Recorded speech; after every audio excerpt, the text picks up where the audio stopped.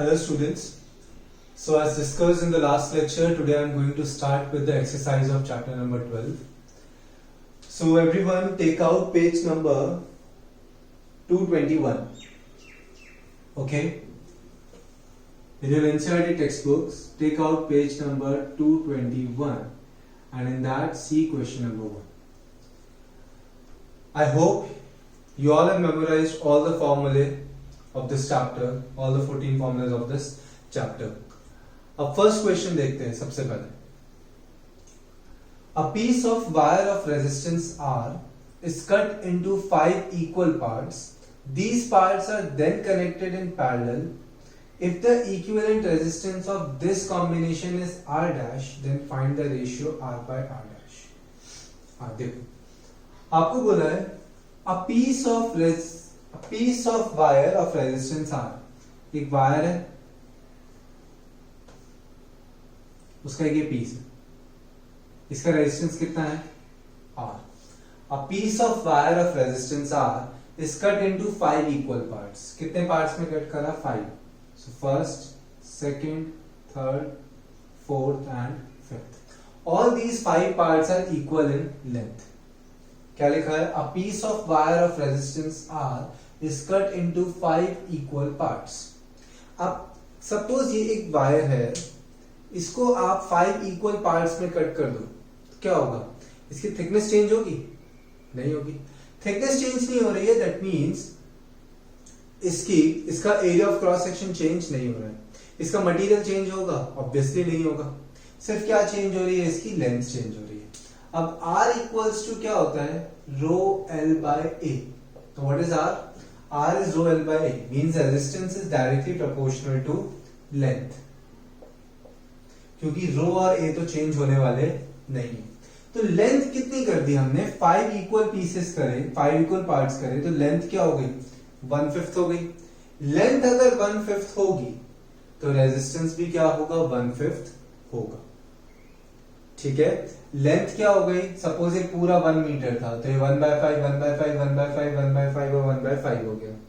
ठीक है. लेंथ जितना कम होगा रेजिस्टेंस भी उतना ही कम होगा. लेंथ जितनी बढ़ेगी रेजिस्टेंस भी उतना बढ़ेगा. Okay. Resistance is directly proportional to length. तो क्या लिखना है यहां पे देखते हैं.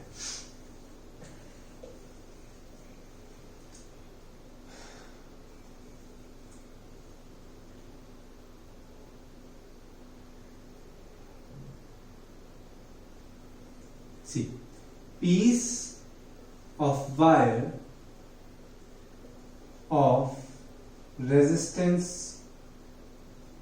R is cut into 5 equal parts. 5 equal parts करें तो लेंथ कितनी हो गई? 1/5 होती गई. Therefore, resistance of each part will be R by 5. हर एक पार्ट का रेजिस्टेंस कितना हो जाएगा? R by 5. क्योंकि पूरे वायर का रेजिस्टेंस आपको कितना दिया है? R दिया है. A piece of wire of resistance R is cut into 5 equal parts. Therefore, resistance of each part will be R by 5. Reason?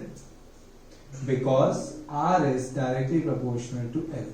तो अगर लेंथ 1/5 हुई तो रेजिस्टेंस भी 1/5 होगा. अब आपको क्या बोला है? जितने भी पार्ट्स हैं इन सबको निकाल के पैरेलल में कनेक्ट कर दिया है.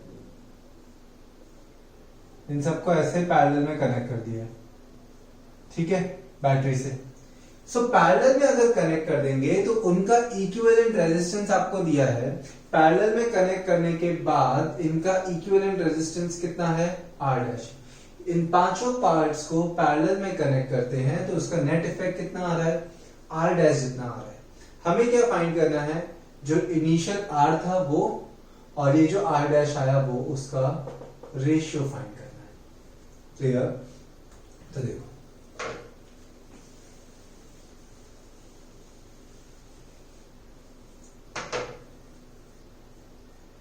these parts are then connected in parallel. अब पैरेलल में क्या फॉर्मूला होता है, 1/r equals to 1/r1, 1/r equals to 1/r1 plus 1/r2। ठीक है, ये r क्या होता है, r होता है इक्विवेलेंट रेजिस्टेंस। ठीक है, तो यहां पे आपको इक्विवेलेंट रेजिस्टेंस कितना दिया है, r नहीं दिया है, क्या दिया है, r डैश दिया है। These parts are then connected in parallel and their equivalent resistance is R dash, इतना आपको दिया है। Therefore, using formula number 8, parallel connection, therefore 1/r dash, r की जगह r डैश क्यों लिया, क्योंकि उस थ्योरी में इक्विवेलेंट r था, इस सम में इक्विवेलेंट क्या है, r डैश है, equals to 1/r1 plus 1/r2 up to कितने पार्ट्स हैं, 1/r5। Okay, r1 r2 r3 r4 r5 सबकी वैल्यू कितनी है, r/5 है। क्लियर, क्या किया हमने, फिर से देखते हैं। Piece of wire of resistance R is cut into 5 equal parts, therefore resistance of each part is R/5. These resistors are then connected in parallel. These parts are taken out and then connected in parallel.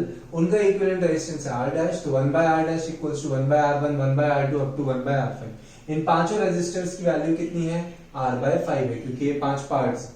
तो आप R1 की जगह पे R/5 रखो। R1 अगर R/5 है तो 1/R1 क्या होगा, इसका रेसिप्रोकल होगा। If R1 is R/5 then 1/R1 is its reciprocal 5/R। आप R1 की जगह R/5 रखो तो बाय 5 कहां चला जाएगा, ऊपर। सेम R2 की जगह आप R/5 रखो तो R/5 कहां चला जाएगा, ऊपर, तो 5/R plus 5/R plus 5/R and plus 5/R। क्योंकि कितने थे, 5 रेजिस्टर्स थे, तो यहाँ पे 5 लिखने पड़ेंगे।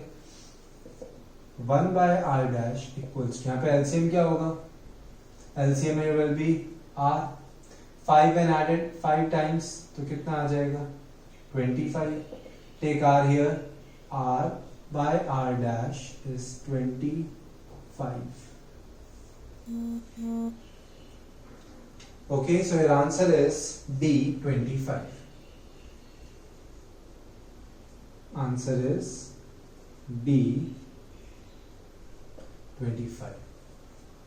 Clear? फिर से देख लो, a piece of wire of resistance R is cut into 5 equal parts, therefore resistance of each part will be R/5, क्योंकि लेंथ अगर 1/5 हुई तो रेजिस्टेंस भी क्या होगा, 1/5 होगा। These parts are then connected in parallel and their equivalent resistance is R dash. So 1/R dash is 1/R1, 1/R2 up to 1/R5। ये पांचों जो रेजिस्टर्स आपको दिख रहे हैं, इनकी वैल्यू क्या है, R/5 है। तो रेसिप्रोकल लेंगे तो क्या हो जाएगा, 5/R।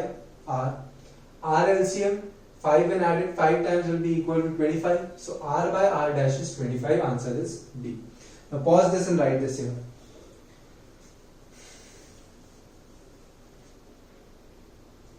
Okay. Next, question number 2.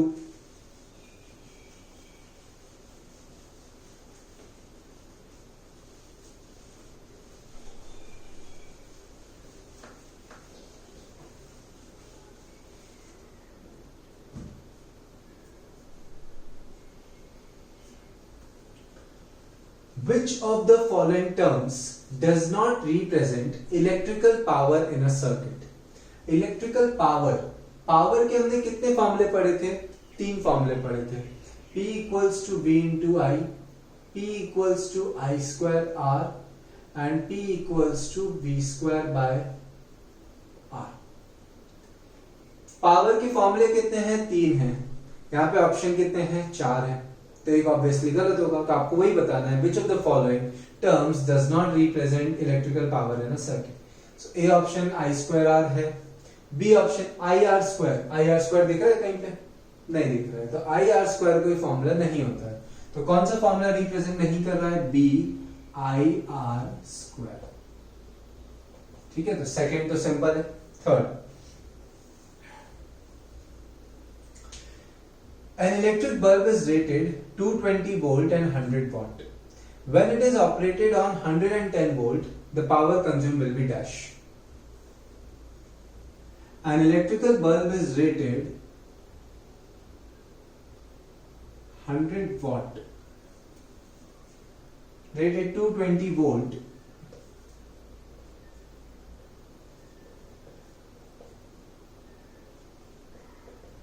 watt. Volt means potential, what means power, तो कंफ्यूज नहीं होना है, ठीक है। पावर 100 वॉट है और वोल्टेज कितने वोल्टेज पे ऑपरेट हो रहा है 220। अब आपको पूछा है कि अगर वोल्टेज हाफ हो जाए, if it is operated on 110 volts, तो इसकी पावर पे कोई इफेक्ट आएगा या नहीं आएगा, पावर कितनी होगी, ठीक है। क्या बोला है, एक बल्ब है जिसकी जो 220 वोल्ट पे ऑपरेट करते हैं, तो वोल्टेज पावर कितना होता है 100 वोल्ट। अगर वोल्टेज 110 वोल्ट हो गया, अगर वोल्टेज फ्लक्चुएशंस होते हैं तो बल्ब डिम हो जाते हैं या कोई ज्यादा ब्राइट जलने लगते हैं, उसका रीजन यही है कि वोल्टेज चेंज करने से पावर पे इफेक्ट आता है, ठीक है। When we are changing the voltage तो पावर पे इफेक्ट आएगा। तो अब यहाँ पे बोला है अगर वोल्टेज को हाफ कर दे, कितना दिख रहा है यहाँ पे 220 से हाफ होके अगर वो 110 पे आ जाए तो पावर पे क्या डिफरेंस आएगा, ठीक है। तो अब आपको फॉर्मूला सेलेक्ट करना है कि फॉर्मूला कौन सा यूज करें। तो यहां पे आप देखो कौन सी दो क्वांटिटीज कंपेयर हो रही हैं, पावर और वोल्टेज। तो जब भी आपको दो चीजों का कंपैरिजन देखना हो, हमने चैप्टर 10 रिफ्रैक्टिव इंडेक्स में भी देखा था कि दो मीडियम्स को कंपेयर करना हो तो जो तीसरी चीज होती है, जो फर्स्ट मीडियम था, वो क्या रखना पड़ता था, कांस्टेंट। वैसे ही आपको यहाँ पे एक ऐसा फॉर्मूला सिलेक्ट करना है जिसमें सिर्फ पावर और वोल्टेज ही चेंज होते हो, बाकी कुछ भी चेंज ना हो। तो पहली बात, ये वाला फॉर्मूला तो ले ही नहीं सकते क्योंकि इसमें वोल्टेज ही नहीं है, तो ये तो ऐसे ही चला गया, बचे ये दोनों। सो फर्स्ट फॉर्मूले में देखो कि अगर हम फर्स्ट फॉर्मूला सिलेक्ट करते हैं, if you are choosing the first formula, so P equals to V into I.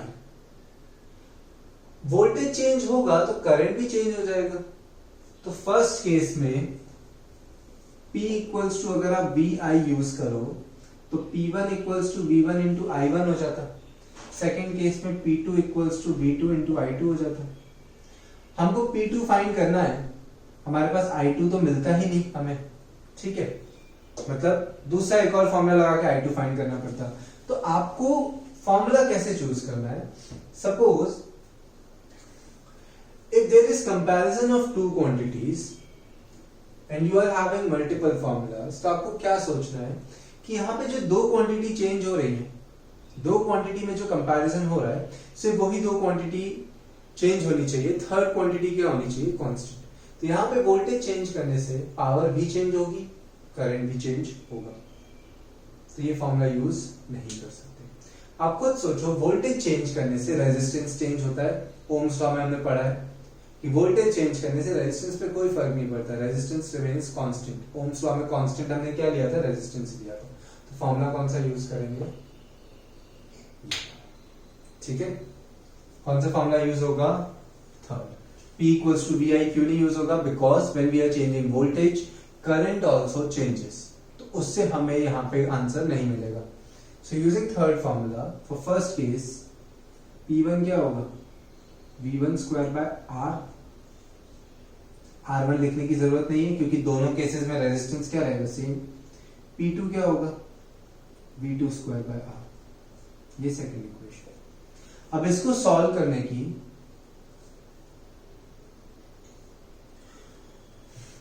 now for solving this we have two methods. First method is कि आप P1 V1 की वैल्यू इसमें रख दो, R निकाल लो, फिर R की वैल्यू और V2 की वैल्यू इसमें रख के P2 निकाल लो, ठीक है। बट थोड़े 2-3 स्टेप ज्यादा होंगे। उससे भी इजी मेथड क्या है, दोनों को डिवाइड कर दो, तो R और R क्या हो जाएगा, कट हो जाएगा। So dividing 1 and 2, dividing 1 and 2,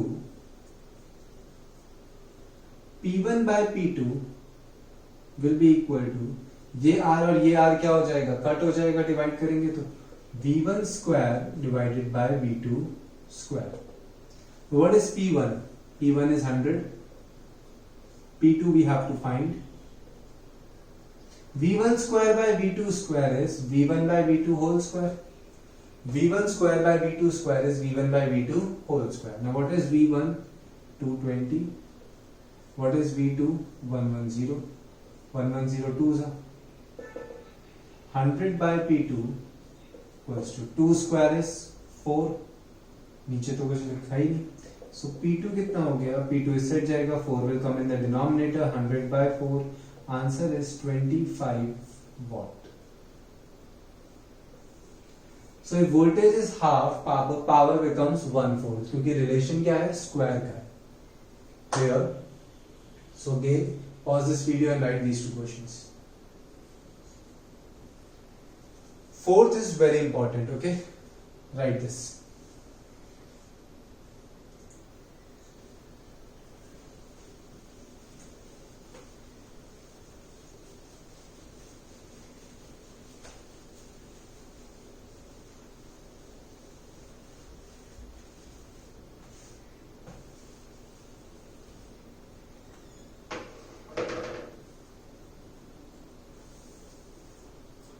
Question number 4. This is the most lengthy numerical and it is asked in 5 marks. Okay, ये MCQ है, मतलब ये MCQ के फॉर्म में दिया है आपको, but this question can be asked in 5 marks or 3 marks. Okay, this is very lengthy. Question easy है but थोड़ा lengthy है और थोड़ा ज्यादा logical है. Question is, two conducting wires of same material and of equal lengths and equal diameters are first connected in series and then parallel in a circuit across the same potential difference. दो conducting wires हैं, ठीक है, equal length, इसकी length L है, इसकी length भी L है, इसका diameter D है, इसका diameter भी D है, दोनों का मटेरियल भी सेम है, मतलब रेजिस्टिविटी भी सेम है. डायमीटर सेम होने से एरिया भी क्या आता है? सेम आता है. If diameter is same then area will also be same because what is area? Area is 5d²/4. तो अगर डायमीटर सेम है तो एरिया भी सेम होगा. तो ये इतना लंबा स्टेटमेंट क्या बता रहा है? Two conducting wires of equal length and of equal diameters and same material. R क्या होता है? What is R? R is rho into L by A. Length भी सेम है, एरिया भी सेम है, रेजिस्टिविटी भी सेम है. In short, this means that both the wires have same resistance. दोनों का रेजिस्टेंस क्या है? सेम है. ठीक है, इतना clear? Now these two wires are first connected in series. दोनों को सीरीज में कनेक्ट किया, ठीक है, कुछ टाइम पीरियड के लिए. उसमें से क्या होगा? Whenever the circuit is in working condition, heat evolve होती है. हमने जूल्स लॉ ऑफ हीटिंग में पढ़ा था कि कोई भी अप्लायंस वर्क करता है तो उसमें से हीट इवॉल्व होती है. तो रेजिस्टर्स को हमने किस में रखा? पहले सीरीज में. आपको पता है सीरीज में रखने से रेजिस्टेंस बढ़ जाता है, तो उसमें हीट ज्यादा इवॉल्व होगी. ठीक है, हीट इवॉल्व हुई सीरीज में. फिर दोनों रेजिस्टर्स को किस में रखा? पैरेलल में रखा. तो पैरेलल में क्या होगा? रेजिस्टेंस, इक्विवेलेंट रेजिस्टेंस अलग होगा, पैरेलल में अलग हीट इवॉल्व होगी. आपको दोनों का रेशियो फाइंड करना है कि दोनों का रेशियो क्या होगा.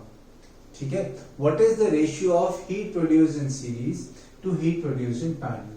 इस पे the main thing in this question is, क्या लिखा है? Two conducting wires of the same material and of equal lengths and equal diameters are first connected in series and then parallel across the same potential difference. दोनों के में, series में और parallel में potential difference क्या था? Series में और पैरेलल में पोटेंशियल डिफरेंस क्या था? सेम था. ठीक है, दोनों को सेम पोटेंशियल डिफरेंस के अक्रॉस ही लगाया, मतलब सीरीज में जो बैटरी थी वही बैटरी किस में लगी है? पैरेलल में. तो अब पहले क्वेश्चन स्टार्ट कैसे करना है वो समझ लेते हैं. हीट प्रोड्यूस्ड इन सीरीज क्या होगा? I²RT. ठीक है, दोनों को सेम टाइम पीरियड के लिए रखा था. सीरीज में करंट अलग होगा, रेजिस्टेंस अलग होगा, टाइम सेम है। Heat produce in parallel, again I square R T, but parallel में करंट अलग होगा। पैरेलल के करंट को हम आई पी से डिनोट करते हैं और रेजिस्टेंस को आर पी से डिनोट करते हैं। अगर आप इसका रेशियो निकाल भी दो तो ये कैंसिल होंगे, सिर्फ टी कैंसिल होगा और तो कुछ कैंसिल होगा नहीं। मींस यहां पे हमें ये जो डिफरेंट वैल्यूज हैं इनको हटाना है जिससे कि कैंसिलेशन हो पाए। क्या करना है हमें इस क्वेश्चन में, जो चीज सेम है, करंट सेम नहीं है, तो हमें करंट हटा के यहाँ पे क्या लाना है, पोटेंशियल लाना है, क्योंकि दोनों के अक्रॉस पोटेंशियल क्या है, same.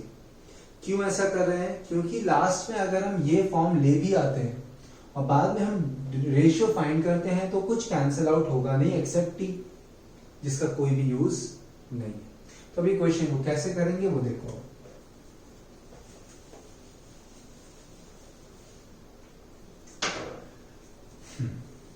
Both the wires have same resistance, दोनों वायर का रेजिस्टेंस क्या है, सेम है। So let resistance of both the wires be R. Let resistance of each wire be, तो आपको कंफ्यूजन हो, let resistance of each wire be R, दोनों का सेम होगा तो दोनों का क्या ले लिया हमने, R रेजिस्टेंस ले लिया। Now there are two cases. Case 1 series and case 2 parallel. Okay, series connection में दो रेजिस्टर्स को सीरीज में लगाया, तो सीरीज के लिए हम क्या लेंगे, resistance R S. Equivalent resistance in case of series combination हमने क्या ले लिया, आर एस। दो रेजिस्टर्स दोनों को सीरीज में लगाया, दोनों की वैल्यू आर है, तो इक्विवेलेंट रेजिस्टेंस कितना होगा, R plus R means 2R। Clear. हमें हीट निकालनी, heat produced in a circuit is I square RT। The quantities which are changing, जो सीरीज में अलग और पैरेलल में अलग होंगी, उसके लिए नीचे क्या लिखना है आपको, S लिखना है। हीट अलग होगी, करंट अलग होगा, रेजिस्टेंस अलग होगा, आर एस कितना होगा सीरीज में, ठीक है। टाइम अलग नहीं होगा। अब हमें ये एस वाली क्वांटिटीज यहां से हटा देनी है। क्लियर। अब हमें एस वाली क्वांटिटीज यहां से हटा देनी है। हीट का formula I square R T, the quantities which can change in series and parallel, उसके सबस्क्रिप्ट में क्या लिखना है, एस लिखना है। Now what is current, current is V by R, I is V by R। Again जो चीज different है उनमें क्या लगाना है, S। तो करंट अलग है, वोल्टेज दोनों में क्या है, सेम है, तो वोल्टेज में S आएगा नहीं आएगा। आपको क्वेश्चन में बोला हुआ है they are connected across same potential difference, ये पूरे सर्किट की बात हो रही है। तो सीरीज में भी कितनी वोल्टेज की बैटरी लगी है, B। रेजिस्टेंस कितना है पूरे सर्किट का, RS। V by what is RS, RS is 2R, क्योंकि हमें S वाली क्वांटिटीज क्या करनी है, हटा देनी है। सब्स्टिट्यूट दिस वैल्यू हियर, ये वैल्यू यहां पे सब्स्टिट्यूट करो इसमें। देयरफॉर HS, IS की प्लेस पे क्या लिखेंगे, V by 2R।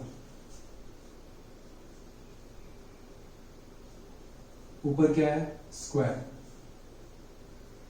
Okay. RS की प्लेस पे again 2R into T। Clear. V square by, we substituted this value here, V square by 2R का whole square, 4R square into 2R into T। 2 2s are 4, R और एक power cut, so V square into T by 2R। This is heat produced in series. This is heat produced in series.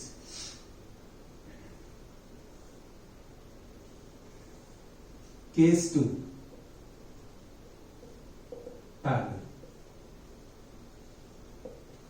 Parallel में equivalent resistance हम RP लेते हैं, दो wires को parallel में connect किया, सो 1/Rp 1/R plus 1/R, parallel में ये इक्विवेलेंट होता है, सो 1/Rp 1/R plus 1/R 2/R, सो Rp कितना आ गया आपका R/2. Now heat produced is I square RT. The things which can change, उसमें क्या लगाना है P, तो heat produced in parallel अलग होगा, current will be different and resistance will be different.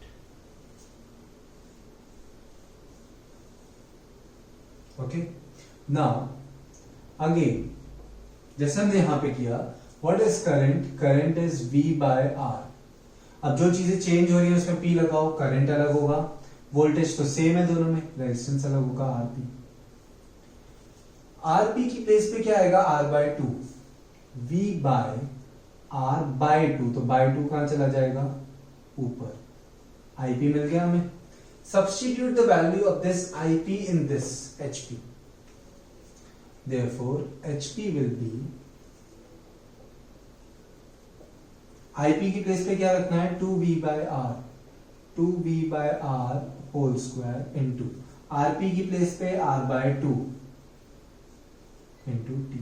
तो यहां से देखो P वाली टर्म्स चली गई थी, यहां से S वाली टर्म्स चली गई, तो अब कैंसिलेशन हो सकता है. 2V का whole square 4V square R square R/2 into T. So 2V square T by R. This is heat produced in parallel. Heat produced in series आ गया, heat produced in parallel आ गया. Let this be equation 1 and this be equation 2. Dividing equation 1 and 2, heat produced in series upon heat produced in parallel. V square T by 2R divided by 2V square T by R. अब यहां पे थोड़ा ध्यान देना है, numerator numerator के साथ ही cancel होता है, डिनोमिनेटर डिनोमिनेटर के साथ ही कैंसिल होता है, तो R और R कट होगा, denominator denominator, V square T numerator V square T numerator cut, ये 2 नीचे आ जाएगा, सो 2 नीचे आ गया, 2 2 सा 4, so answer 1:4. Option number C. ठीक है, ऑप्शन क्या है सी है. सो अगेन इस क्वेश्चन को देखते हैं. What was given, there are 2 wires, they are of same length, same material and same diameter, which means that their resistance is equal. So let resistance of each wire be R. Case 1 series, तो equivalent resistance कितना हो गया 2R. Heat produced is I square RT. जो quantities change होंगी वहां पे नीचे क्या लिखना है S लिखना है. So HS equals to IA square RS into T. IS क्या होगा V/RS. I क्या होता है V/R होता है. जो क्वांटिटी चेंज होंगी सिर्फ उसके नीचे ही S आएगा, तो टाइम और वोल्टेज चेंज नहीं हो रहे तो उनके नीचे S नहीं है. V/RS की वैल्यू हमारे पास है 2R. अब ये वैल्यू यहां पे रख दी, IS की प्लेस पे V/2R होल स्क्वायर, RS की प्लेस पे 2R इंटू T. हमें एक आंसर मिला. Same in case of parallel, parallel में इक्विवेलेंट क्या होगा 1/Rp equals to 1/R 1/R, तो 2/R R/2 आ गया. ठीक है, सीरीज में दो रेजिस्टर्स को कनेक्ट करो तो रेजिस्टेंस डबल होता है, पैरेलल में दो रेजिस्टर्स को करो तो रेजिस्टेंस हाफ हो जाता है. HP equals to IP square RP into T. Now I is V/R. V as it is, R की प्लेस पे R/2, तो by 2 कहां चला जाएगा ऊपर. Ip is equals to 2V/R. Now substitute this value in this equation. In place of Ip, 2V/R. In place of Rp, R/2. ठीक है, into T. We got the value. Then divide these two equations to get this. Numerator numerator के साथ cancel होगा, denominator denominator के साथ 2 2 से क्या हो जाएगा 4. Your answer is 1:4. Okay. So pause the video here. Write this. Go through it once again. If you have any doubt, video को फिर से रिवाइंड करके फिर से प्ले कर लो तो फिर से एक बार क्लियर हो जाए. Okay, pause the video here and right this. This is very important.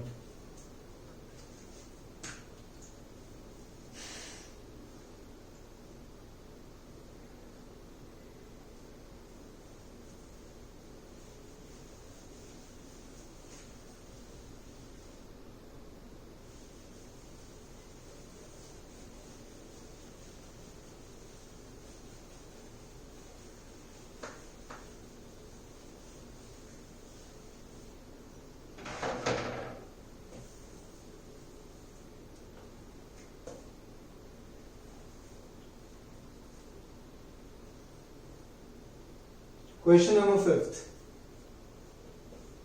How is voltmeter connected in the circuit to measure the potential difference between 2 points? How is a voltmeter connected in the circuit to measure the potential difference between 2 points? Voltmeter हम कैसे connect करते हैं? ये resistance है तो voltmeter ऐसे connect होता है, तो इस कनेक्शन को क्या बोलते हैं? Parallel connection. तो आपको क्या लिखना है? Voltmeter is connected in parallel, ये हम लिख चुके हैं। Voltmeter is connected in parallel across 2 points to measure potential difference between those 2 points. This PD stands for potential difference. आपको पूरा लिखना है, शॉर्ट फॉर्म आप लोग यूज मत करना, okay? This PD stands for potential difference. Now question number 6. A copper wire has a diameter of 0.5 mm. जैसे जैसे डेटा मिलता है लिखते जाते हैं। A copper wire has a diameter of 0.5 mm. 0.5 mm means 0.5 into 10 raised to minus 3 meters. 0.5 mm means 0.5 into 10 raised to minus 3.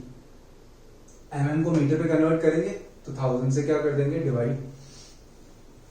0.5 नहीं रखना है, हमें इसको 5 करना है, तो डेसिमल कहां पे शिफ्ट कर रहे हैं? Right hand side. Right hand side एक डेसिमल शिफ्ट करा तो 0.5 मतलब 5 हो गया। तो राइट हैंड साइड करते हैं तो पावर माइनस होती है, तो -3 - 1 इज -4, तो हमें डायमीटर मिल गया स्टैंडर्ड फॉर्म में। And resistivity of 1.6 into 10 raised to -8 ohm metre. Resistivity कितनी दी है? 1.6 into 10 raised to -8 ohm meter. What will be the length of the wire to make its resistance 10 ohm? Resistance 10 ohm, we have to find length. This is the first part of this question. Second part हम बाद में करते हैं, okay?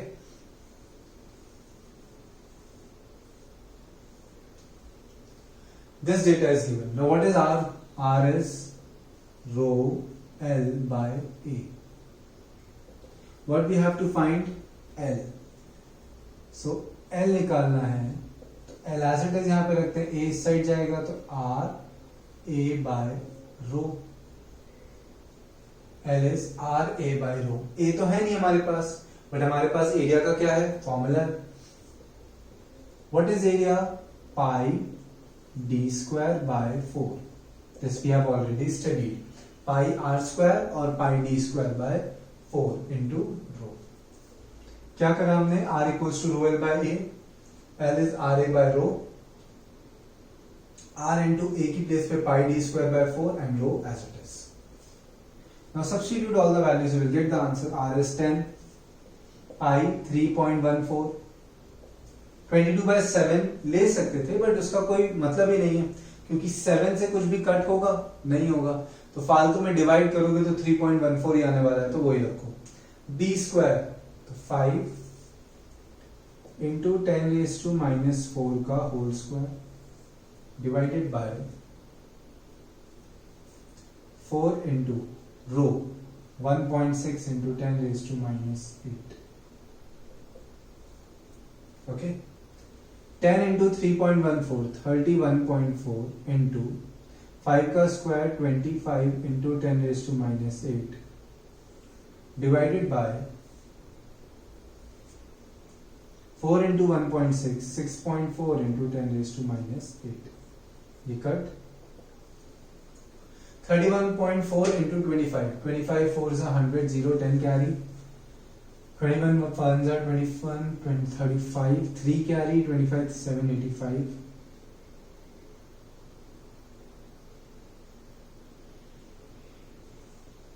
by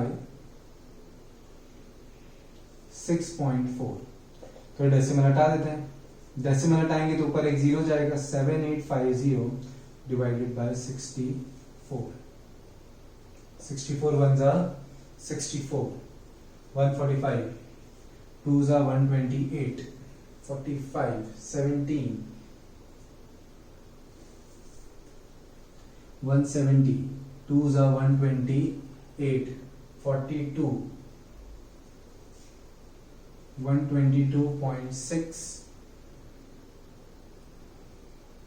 426, 64, 60, 36, 64, 24, 360, 122.6 something आके आएगा, फिर round of करके 7 हो सकता है या 6 हो सकता है.